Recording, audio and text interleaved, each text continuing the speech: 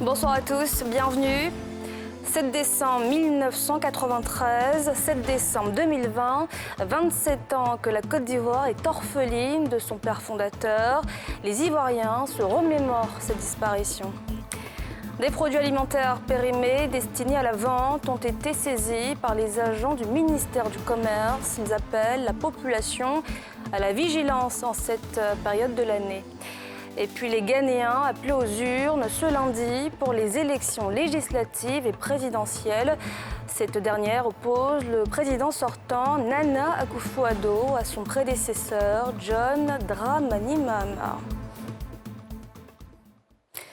En mission en Côte d'Ivoire, le président de la Banque ouest-africaine de développement s'est entretenu ce lundi avec le chef de l'État, Alassane Ouattara. Ensemble, ils ont fait un tour d'horizon de la coopération entre la Côte d'Ivoire et la BOAD. Salif Yalekwe, Eric Kimo.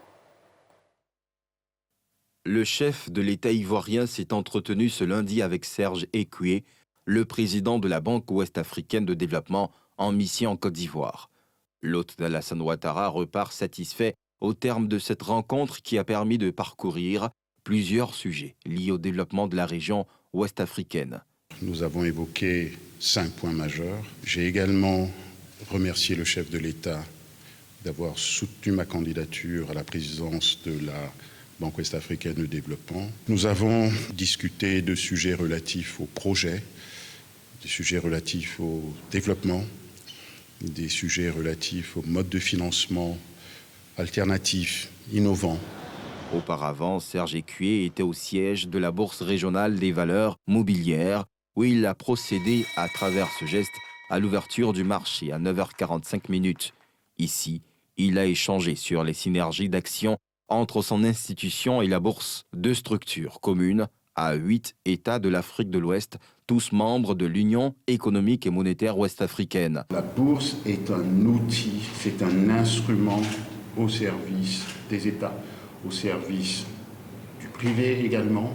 C'est un instrument de liquidité, c'est un instrument de fluidification de la dette ou de fluidité de la dette. BOAD, en tant qu'instrument banque de financement, doit s'intégrer dans tout ce système, dans cet écosystème entre la bourse, qui est un instrument, les entreprises privées qui ont vocation à être cotées ici, c'est-à-dire à pouvoir lever non seulement de la dette, mais également des fonds propres.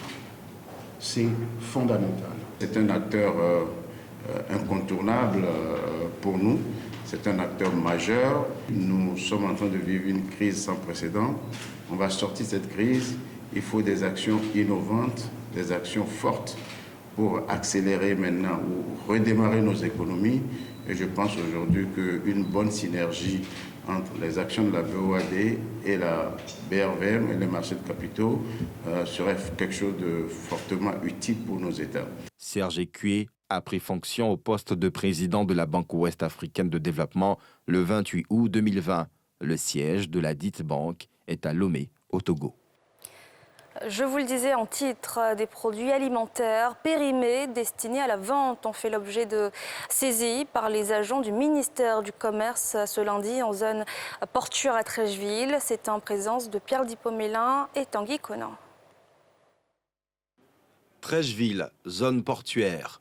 Dans cet entrepôt, plus de 1000 cartons de produits laitiers, jus et friandises périmés pour certains et corrompus pour d'autres, c'est-à-dire que la péremption a été repoussée avec de nouvelles dates estampillées sur les emballages par les faussaires. À la vue des agents de contrôle et des équipes de reportage, un des responsables perd le contrôle. Interdiction. Il faut l'autorisation. C'est pas ça. C'est un marchandise, il est bien pour être filmé. Mais la procédure doit se poursuivre. Valeur des produits saisis, plus de 15 millions de francs CFA. Nous avons constaté qu'il y avait au sein des produits qui étaient destinés à être commercialisés, nous avons constaté la présence de certains produits qui étaient périmés. Et chemin faisant, nous avons constaté qu'il y avait une zone d'isolation des produits périmés. Donc on n'arrivait pas à expliquer la raison pour laquelle il y avait parmi des produits sains, des produits qui étaient déjà périmés. Le sous-directeur de la répression appelle à la vigilance des populations en cette période de fin d'année, où il y a un pic de la consommation. Pour ce qui concerne la suite de la procédure, la saisie a été faite. La saisie a été faite tous ces produits vont faire l'objet de destruction systématique. Nous avons des jus, nous avons du lait. Vous imaginez un peu ce que cela peut engendrer comme effet néfaste sur nos populations. L'occasion pour nous de lancer un appel à nos populations pour qu'en cette période de fête, ces populations restent véritablement vigilantes. En cette période de grande consommation liée aux fêtes de fin d'année, des commerçants rusent avec la loi, inondant les marchés de produits impropres à la consommation. Nous n'avons qu'un objet de haine, la guerre, qu'une seule obsession, la paix des cœurs, la paix sociale, la paix entre les nations. Ce sont les mots du père fondateur, Félix Houphouët-Boigny. Voilà 27 ans qu'il nous a quittés. En cette journée, les Ivoiriens se remémorent sa disparition. Pierre Dipomela. 27 ans que Félix Houphouët-Boigny, le père de l'indépendance de la Côte d'Ivoire, a tiré sa révérence. Mais l'ombre de celui qui avait fait de la paix sa seconde religion plane toujours sur le pays. Une messe initiée par des oufouettistes a été dite à son honneur à la paroisse Saint-Jean de Cocody en ce jour qui commémore sa disparition. Nous sommes donc un parti oufouettiste et en toute évidence, nous sommes donc tous habités par ces vertus de paix, de dialogue et de tolérance. Il était donc normal qu'aujourd'hui, en ce jour anniversaire de son décès, que nous venions donc à l'église pour faire valoir la spiritualité. Parce qu'au-delà de tout, c'est la spiritualité qui nous guide et qui nous renforce et qui nous permet de surmonter toutes les épreuves. Le bonheur, on ne l'apprécie que lorsque on l'a perdu. Une des pensées d'Houphouët encore vivace. Les Ivoiriens se souviennent. Je pense que nous le recherchons tous aujourd'hui, parce que avec tout ce qu'on voit comme palabre chez nos doyens, nos dirigeants, et je pense qu'aujourd'hui, nous le regrettons. J'ai eu cette chance, cette grâce-là de rencontrer le président, de le toucher, parce que je l'ai même salué. Je l'ai même salué quand j'étais à l'école primaire à Yamoussoukro, parce qu'en son temps, on nous envoyait, quand le président arrive, on envoie les élèves aller l'accueillir. Et puis bon, quelquefois, il y avait quelques bains de foule. Et j'ai eu la chance aussi de le toucher dans la basilique. Vraiment, je pense que c'est quelqu'un d'inoubliable. Ouais, Houphouët-Boigny, nous le recherchons tous aujourd'hui encore. Comme il a dit lui-même, le vrai bonheur, on ne l'apprécie que lorsqu'on l'a perdu. Je pense que ce qu'on peut retenir principalement de l'époque de Houphouët-Boigny, c'est véritablement son amour pour la paix. Et puis, la convivialité avec laquelle nous avons vécu entre l'ensemble des communautés qui habitaient là, ce pays, et qui devient aujourd'hui denrée rare. Et plus on se souvient de lui, et plus on retient que véritablement, comme lui-même il a eu à le dire, la vraie paix, on ne l'apprécie que quand on l'a perdue. J'avais 5 ans quand il est décédé, mais j'entendais parler de lui. On était enfants, mais on savait qu'il y avait un monsieur, il y avait le président de la Côte d'Ivoire qui était Félix Houphouët-Boigny. On entendait parler de lui en tout cas. C'est le père fondateur de la nation ivoirienne. Et c'est lui qui est à la base de tout ce qu'on a comme infrastructure, qu'on utilise depuis lors jusqu'à maintenant. En tout cas, c'était un exemple pour l'Afrique, pour le monde. C'était un bâtisseur et puis un homme de paix. Félix Houphouët-Boigny aurait eu 115 ans s'il était encore en vie. La paix, qui l'a tant chérie et préservée, comme la prunelle des yeux, est encore une quête permanente pour les Ivoiriens. Plus de 700 km à pied en 17 jours depuis Boundiali jusqu'à Abidjan. Un exploit réalisé par Kofi Desalex, un entrepreneur de 37 ans dont les entreprises ont été lourdement impactées par la crise électorale. Cette marche avait donc pour but de promouvoir la paix dans le pays, sans quoi un climat propice aux affaires ne serait possible. Yeli Traoré, Fulgence Kissiedo. 17 jours de marche de Boundiali à Abidjan, soit plus de 700 km à pied. C'est le défi réalisé par Kofi Desalex, un entrepreneur de 37 ans, pour promouvoir la paix et la stabilité dans le pays, gage de développement. C'est une marche de la paix. Alors, j'ai voulu, par cette marche, interpeller nos politiques et nos autorités qui doivent créer les conditions de stabilité politique pour que nous, jeunes entrepreneurs, nous puissions entreprendre sereinement. Lourdement impacté par la crise électorale, l'entrepreneur marcheur souhaite rencontrer les plus hautes autorités ivoiriennes pour la survie de ces deux entreprises. Moi, en tant que jeune, je n'ai que 37 ans. J'ai décidé d'entreprendre par mes maigres moyens et je me rends compte que pour une crise politique, pour une élection, ma société que j'ai créée, en employant 43 jeunes, est aujourd'hui en lambeaux.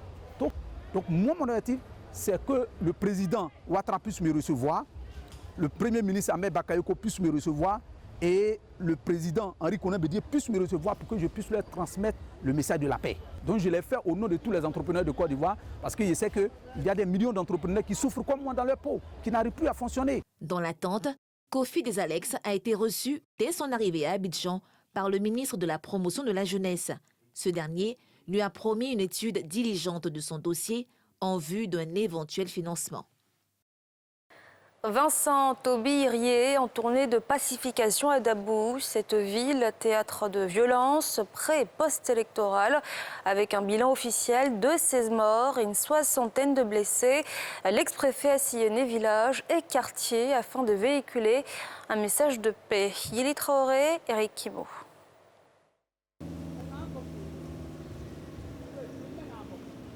L'ex-préfet de la ville d'Abidjan, accompagné de son équipe et de volontaires de sa formation Aube Nouvelle, ont entrepris de sillonner 5 villages et quartiers de la ville de Dabou.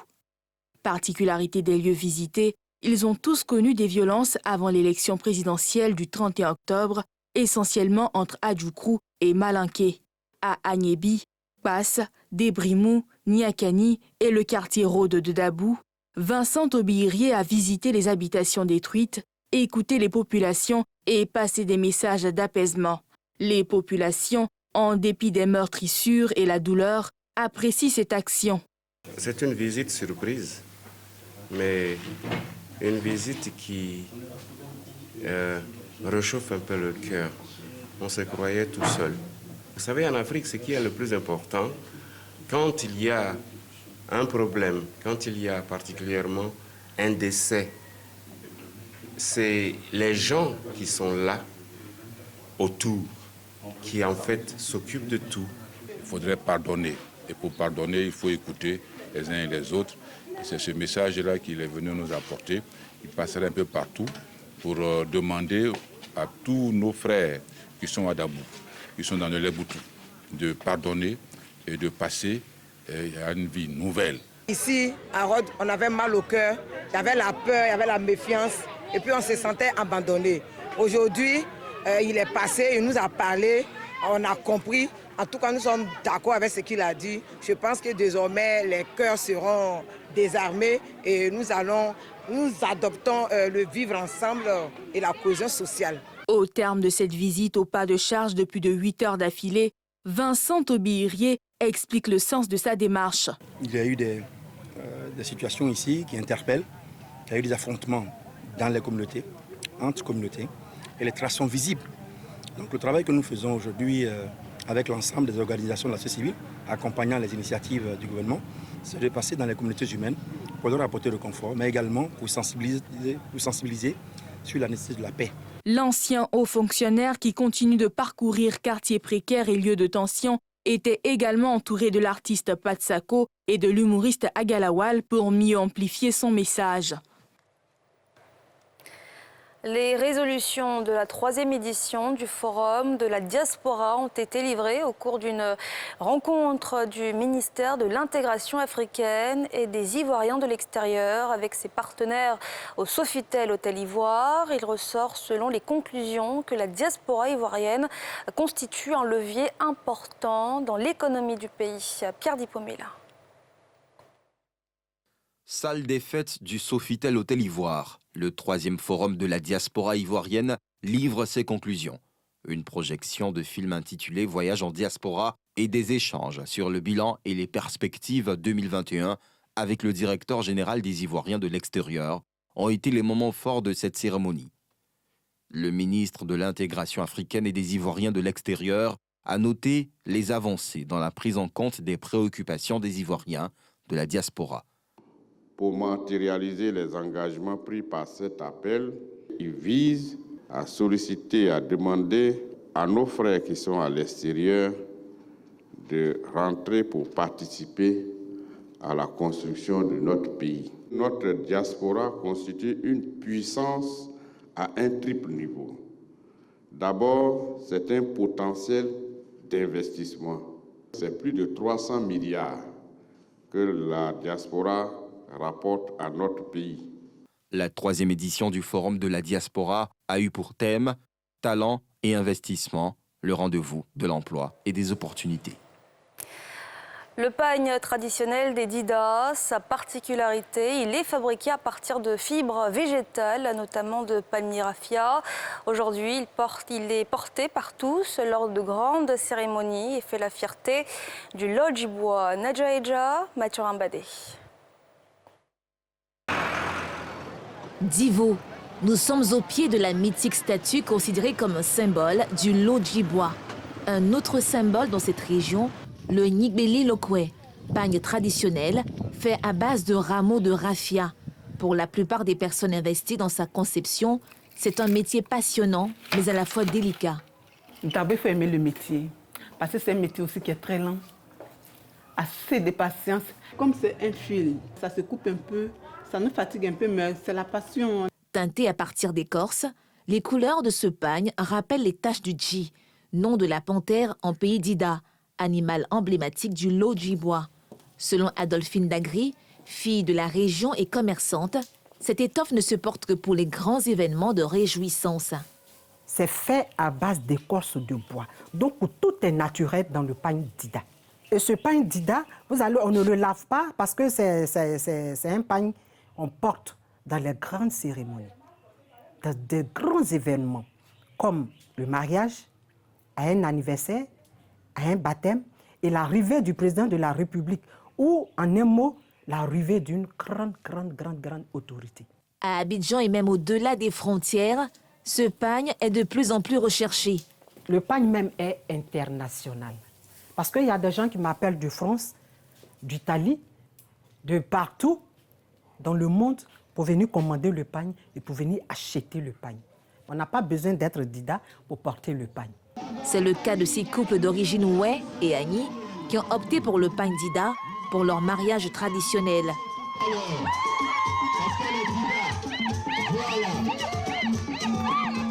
Pourtant, il y a encore une décennie, il était peu connu hors des frontières du Lodjibois.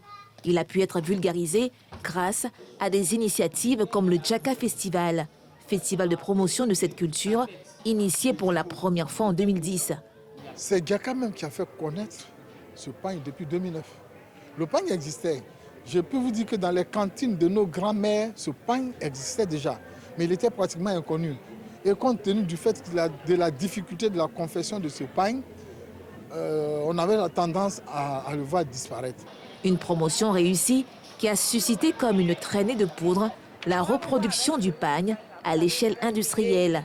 Une alternative à prix réduit qui comble les attentes de part et d'autre. Quand il y a des cérémonies, vraiment, je gagne. Il y a des fois de ceux qui vont aller faire le mariage, qui n'ont pas l'argent pour payer le cost, parce que le cost est très cher. Ils préfèrent prendre ça. Et puis, bon, il y a d'autres aussi, quand ils veulent faire les uniformes, ils prennent ça aussi. On fait les 3 pagnes à 10 000. Pour protéger leur patrimoine, les fils du Lodjibois ont fait labelliser ce pagne. Nous avons décidé de fêter la labellisation et d'informer tout le monde, c'est-à-dire tous ceux qui ont des usines, tous les promoteurs, mais aussi tous ceux qui font la publicité, à savoir que ce pagne, c'est le pagne d'Ida. Ce n'est pas un pagne pour aller ailleurs, mais c'est le pagne d'Ida. Le patrimoine que nos parents nous ont laissé et que nous avons mis à la disposition de l'humanité. Le pagne d'Ida, reproduit en coton par les usines de fabrication de textiles, est abusivement renommé Allo à Gagnoua, en rappel à une chanson sortie en 2018. Mais pour les fils de la région, ce pagne ne saurait se substituer à celui d'origine, fait à base de matières naturelles. Son prix se situe entre 100 000 et 350 000 francs CFA, en fonction de la longueur du tissu. La FIF a un nouveau président par intérim. Il s'agit d'Omer Kwame. Sa nomination fait suite à la disparition soudaine du président en exercice, Augustin Sidi Diallo, décédé le 21 novembre dernier des suites l'impact du coronavirus. Il assumera cette fonction jusqu'à la prochaine Assemblée générale, conformément au texte qui régisse la Maison de Verre. Il continuera par ailleurs d'assurer ses fonctions de président de la Ligue de football amateur. 17 millions de Ghanéens étaient appelés aux urnes ce lundi, des électeurs qui choisissent des députés et surtout leur président. Ils ont eu le choix entre 13 candidats, dont le président sortant Nana Akufo-Addo et son rival et prédécesseur John Dramani Mahama, un scrutin qui s'est déroulé ce lundi sans heure. Yili Traoré. Plus de 17 millions d'électeurs ont voté pour choisir entre 12 candidats, dont 3 femmes, pour le poste de la magistrature suprême et élire leurs 275 députés. Les 2 principaux adversaires se retrouvent pour la 3e fois consécutive et une fois encore, les résultats pourraient être serrés. En 2012, John Mahama, du Congrès national démocratique, l'avait emporté avec 50,7% des voix, puis en 2016, ce fut Akufo-Addo, leader du nouveau parti patriotique, avec 53,8%. Adversaires politiques historiques, ils se sont toutefois engagés à respecter les résultats et à garantir la paix et la sécurité. Le président sortant demeure optimiste quant à l'issue du scrutin. Je me sens optimiste et je me sens bien. Je suis heureux que le processus se déroule bien dans tout le pays, qu'il se déroule dans la paix. Voilà qui renforce l'engagement du peuple ghanéen envers les institutions et le processus démocratique. Et je m'attends à ce que le travail que le gouvernement a accompli ces 4 dernières années trouve aujourd'hui la faveur du peuple ghanéen et notre mandat sera renouvelé. De son côté, John Mahama, considéré comme un homme avenant et proche du peuple, devra faire oublier les accusations de mauvaise gestion économique qui avaient empêché sa réélection. Cette année, il peut toutefois compter sur sa colistière, Jane Nana Opoku-Adjemang, une ancienne ministre de l'Éducation et première femme d'un grand parti candidate à ce poste. Le vainqueur devra remporter plus de 50% des suffrages et le Ghana n'a jamais connu de second tour dans l'histoire de sa démocratie, les plus petits partis dépassant rarement les 1% des voix. C'est la fin de ce journal réalisé par l'ensemble de la rédaction. Merci de l'avoir suivi. Excellente soirée à tous.